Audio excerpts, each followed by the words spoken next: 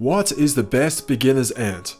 It's a great question I get from up-and-coming ant keepers all the time from all over the world. We'll compare two of the best ants for beginners and why you should even start ant keeping in the first place. But first, welcome to another episode of The Ant Keeper, where I upload about all things ant related. If you find yourself enjoying this video, then subscribe. Your support has been crazy lately and I really appreciate it. Also, I want to quickly mention I am closing down my Patreon account and instead will be using the YouTube memberships program. If you join and become a member, you will receive special perks that nobody else gets to see. Thank you to everyone who has supported this channel so far.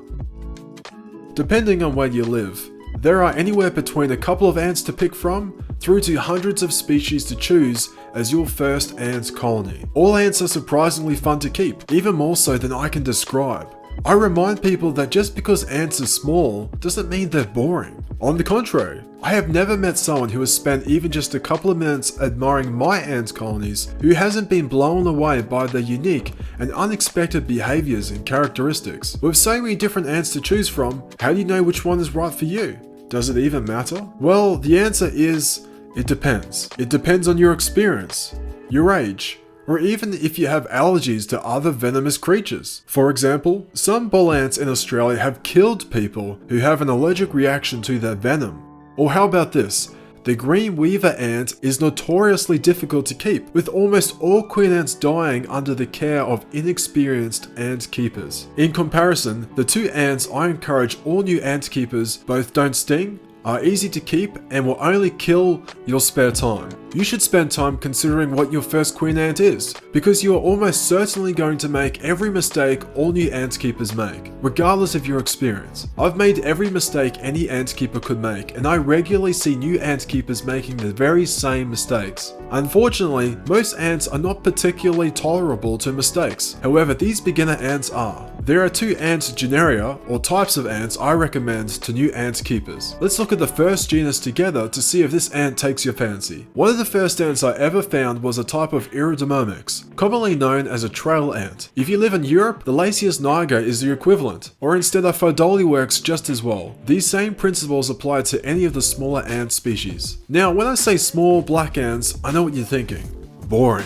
Right? Well, maybe if they're just foraging on the ground, but seeing ants randomly and seeing a queen ant and her nursery chamber is wildly different. Let's look at why this ant is the first pick for any new ant keeper. If you're not really keen on a smaller ant, then I have a secondary pick, which is a walking giant in comparison. More about that genus soon. These small ants are perfect for newcomers for many reasons. They're cheap to buy, easy to find, they lay eggs and grow really quickly. They're not fussy eaters or need fancy temperatures to survive. They don't stress easy and die randomly, unlike many other ants out there. Basically, it's pretty hard to stuff up and kill one of these, and you don't have to be super patient, waiting weeks or months for their eggs or workers to arrive. If you want to check on your new queen ant every other day, you can. Before you know it, you'll have a growing colony of ants that exist only because of you. And you will have seen behaviors that nobody else can enjoy unless they too have an equally intimate view of the inner chambers of an ant colony. But I wouldn't just get this queen. Get yourself a Camponotus queen too, also known as a carpenter ant or sugar ant, depending on where you live in the world. Get one at the same time or shortly after your first queen. The Camponotus is a totally different genus,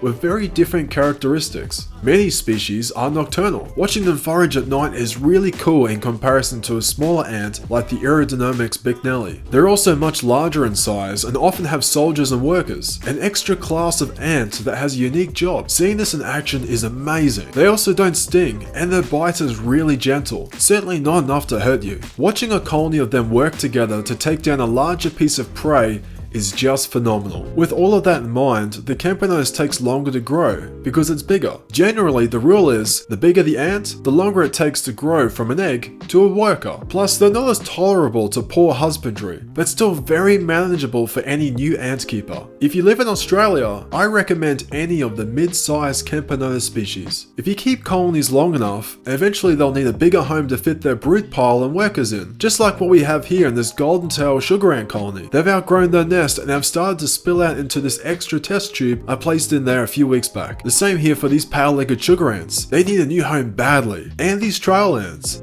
and this Crematogaster colony, they all need new homes. All these different colonies are at different stages of colony growth and size, and need different types of homes. How exciting, AK Colony! Let's start from the smallest through to the biggest colony and upgrade their new homes. First, we have this little colony going into an Oz Ants acrylic nest in Outworld. I tend to use these types of setups now only for tiny ants, since they're pretty much escape proof. I have had ants escape once through these tiny holes at the top and once through a gap in the vinyl tubing, although I think they chewed through the vinyl tubing, and honestly, they needed a new home pretty bad at the time, so I certainly wouldn't pass blame on the design here. This awesome little colony was originally from a tree branch, which I was burning on the fire at home. I remember sitting there, watching the fire burn the log, when suddenly this poor little colony began rushing out. I of course saved them and have admired them ever since. Second, it's the trail ant's turn. This colony has just run out of water and needs to be rehomed within the next week before the workers will slowly drop off from dehydration. I'm actually going to give this colony a small sized nest instead of a founding, simply because I expect this colony to thrive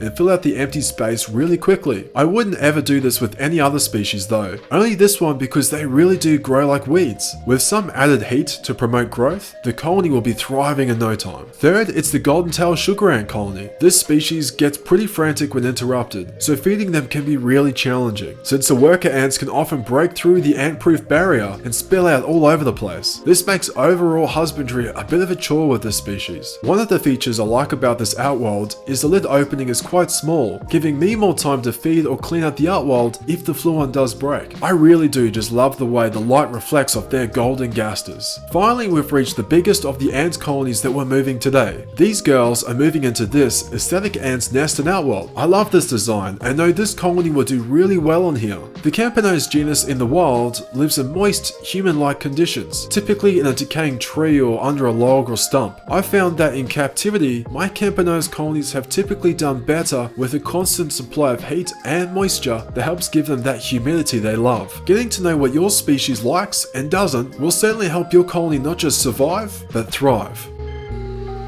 What happens if your first ant isn't a trail ant or Camponotus? Well, there are dozens of great beginner ants. You will then have an exciting opportunity to get to know your new queen ant and give her every chance to lay and raise an exciting colony. If you made it this far, then make sure to hit the like button if you enjoyed this video. It really does help me out. Also, if you subscribed and become part of the AK colony, if you haven't, then what are you waiting for? Subscribe and be a part of one of the fastest growing colonies here on YouTube. Thank you everyone for watching this episode of The Ant Keeper. I'll see you on the next video. Until then, Ant Keepers unite.